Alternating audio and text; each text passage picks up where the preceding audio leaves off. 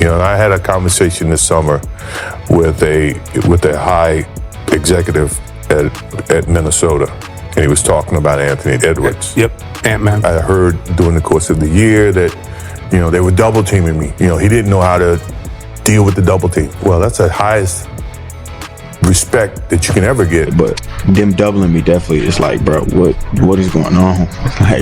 So yeah, I be trying to figure it out, man. And so I don't know what to do, honestly. But it's not fun, of course.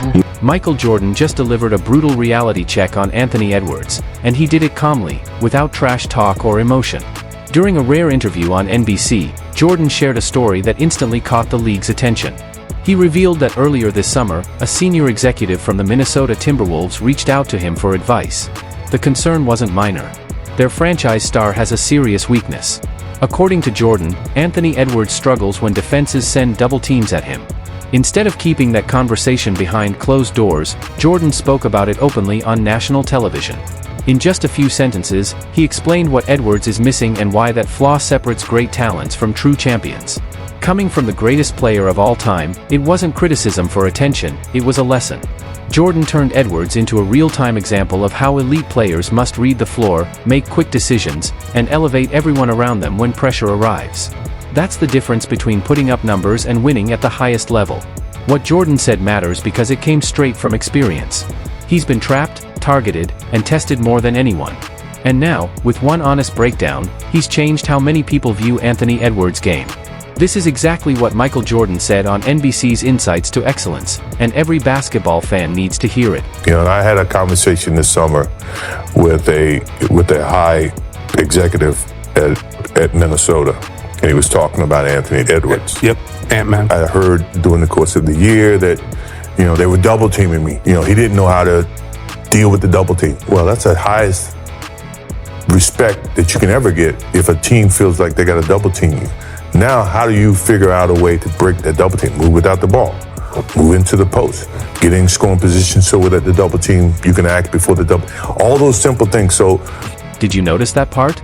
Jordan wasn't talking about advanced schemes or complicated strategies that take years to learn. He called them simple things. Basic reads. Fundamental decisions. And that makes it sting even more. The Timberwolves didn't go looking for some cutting-edge analytics expert. They went to a 61-year-old retired legend because their 23-year-old franchise player couldn't solve it on his own. And what really makes this worse is that Anthony Edwards already admitted it publicly. After a rough night against Boston, just 15 points on 5-4-16 shooting, Edwards spoke honestly to reporters. He didn't dodge the question or make excuses. He flat out said he didn't know what to do out there. He looked confused, lost. So when Jordan pointed out the problem, it wasn't a surprise. It was confirmation. The issue was already there, visible to everyone, and now the greatest player ever had put it into words for the entire basketball world to hear. But them doubling me definitely, it's like, bro, what is going on? So yeah, I be trying to figure it out, man. And so I don't know what to do, honestly. But it's not fun, of course. Did you notice that part? Jordan wasn't talking about advanced schemes or complicated strategies that take years to learn. He called them simple things. Basic reads. Fundamental decisions. And that makes it sting even more. The Timberwolves didn't go looking for some cutting-edge analytics expert. They went to a 61-year-old retired legend because their 23-year-old franchise player couldn't solve it on his own. And what really makes this worse is that Anthony Edwards already admitted it publicly. After a rough night against Boston, just 15 points on 5-4-16 shooting, Edwards spoke honestly to reporters. He didn't dodge the question or make excuses. He flat out said he didn't know what to do out there. He looked confused, lost. So when Jordan pointed out the problem, it wasn't a surprise. It was confirmation. The issue was already there, visible to everyone, and now the greatest player ever had put it into words for the entire basketball world to hear. It's hard to be hungry when you have. Simple as that. I mean, if you don't have, you are willing to do whatever you have. So my mental approach was go in, do my job, be the best basketball player I can be. Regressed. That's the word that matters most here. That's a Hall of Famer saying the player many people call the future of the league is actually moving backward, not forward. Not stuck. Not learning. Regressing. And when the playoffs arrived, Edwards didn't stay quiet. He talked big, said he wanted the Warriors, and acted like he was ready for that moment. That's when Charles Barkley stepped in. Chuck didn't let anyone forget it. He reminded the audience of everything that had been said before, about the struggles, the confusion, and the lack of growth. Once the talk started, the spotlight got brighter, and the expectations became real. At that point, it wasn't just about confidence or bravado anymore. It was about backing it up when the pressure was highest. I actually think Anthony Edwards, in my opinion, has regressed. If you guard him, you want him shooting threes. Because if he's going to the basket, he's dunking on people, he's getting you in foul trouble, he's getting you into penalties sooner. When he shoots threes, even though he make them, think about this. Even though he make them. He's not Michael Jordan, and I think he's a great kid and he got a chance of being a great player. But I personally think he's regressed and become a jump shooter. He's not aggressive. 1 point at halftime. In a playoff game he said he wanted. That's not a superstar moment.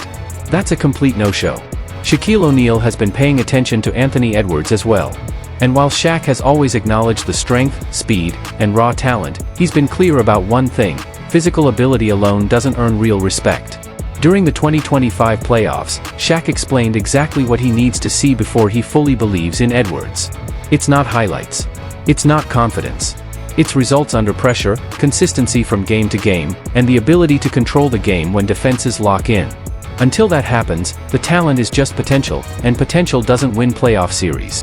You know, when you're a great player, and first of all, you bought all this smoke. You said you wanted to smoke.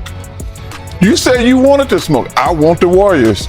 And you got him. You had 1 point at halftime, and his energy level was down. Shaq's point is simple. The blueprint is already there. We've seen this story before. Stephen Curry figured it out. Hakeem Olajuwon figured it out. Magic Johnson figured it out. When truly great players run into elite defenses on the biggest stage, they adjust. They don't complain. They don't tell reporters they're confused. They take control of the game. That's the step Anthony Edwards hasn't taken yet. Shaq also made another comment that caught attention. When asked which modern players could survive the physical style of 1990s basketball, he reportedly named only 3: Anthony Edwards, LeBron James, and Kevin Durant. Shaq said Edwards is big and strong enough to play in that era, but that was the extent of the praise. On the surface, that sounds like a compliment. And in a way, it is. Shaq believes Edwards has the body to handle that level of physicality. But listen carefully to what he didn't say. He didn't say Edwards would dominate. He didn't say he would be special. He said he could play. That distinction matters. Surviving is not the same as thriving. And right now, in 2025, Edwards is still struggling just to deal with double teams. Then there's Magic Johnson. When Edwards went on a podcast and claimed that players from the old NBA didn't have real skill outside of Michael Jordan, Magic didn't ignore it. He responded publicly on Jimmy Kimmel Live, and he didn't pull any punches. In just a few comments, Magic flipped the narrative and made Edwards' statement look careless and uninformed. At that point, it wasn't just about basketball anymore. It was about understanding the game, respecting the history, and realizing that talent alone doesn't make you great. Growing up as a fan, you see moments like this where players take over. Seen Steph do it, you see Hakeem do it, I've seen you do it, seen Magic do it. I need Ant to take over. I don't want to hear I don't want to hear the defense, special defense. I need him to step up. You know, we're talking about him being the new face of the league. These are the things that we have to go through. I need to see him figure it out. Slow down. That's a 5-time champion telling a 0-time champion to pump the brakes. And then Magic said something that should stick with Anthony Edwards until he proves it wrong. It wasn't loud. It wasn't disrespectful. It was simple, and that's what made it hit harder. Magic reminded everyone that greatness isn't claimed with words or podcasts. It's earned over time, in big moments, against the best competition. Until you've done that, talking down on past eras or legends doesn't carry weight. Coming from one of the greatest winners the game has ever seen, it was a clear message: talent gets you attention, but results earn respect. And until Edwards delivers on the biggest stage, that gap between hype and achievement isn't going away. Thanks a lot, Anthony. Yeah. I think he should have asked somebody, maybe his father or his grandfather, about Kareem Abdul-Jabbar, Dr. J, Isaiah Thomas, Larry Bird, Cat McHale, Clyde Drexler, all these guys, Dominique Wilkins. We had some of the most dominant players that's ever played. But also, too, you might want to talk trash when you won something. Oh, that's true.